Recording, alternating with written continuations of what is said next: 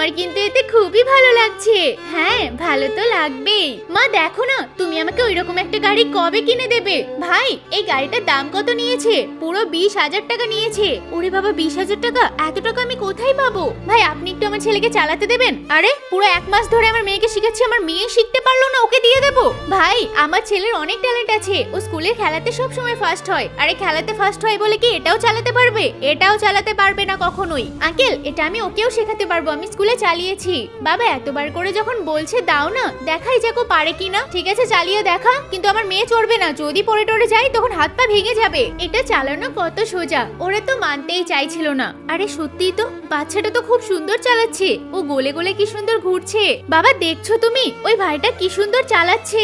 হ্যাঁ, তাই তো দেখছি। আঙ্কেল, আপনার মেয়েকে নিয়েও আমি চালাতে পারবো। ঠিক আছে মনা, তুইও উঠে পড়, সাবধানে কিন্তু, ও যেন পড়ে না যায়। না না আঙ্কেল, আমি ওকে পড়তে দেব না। আরে বাহ, খুব সুন্দর চালাচ্ছে তো। আঙ্কেল, আপনার মেয়ে আস্তে আস্তে এইভাবেই শিখে যাবে। আরে ম্যাডাম, আমি তো সত্যিই জানতাম না আপনার ছেলে এত সুন্দর চালাতে পারে। ঠিক আছে বাবু, তুমি এটা নিয়ে যাও, আমার মেয়ের জন্য আমি আরেকটা কিনে দেবো।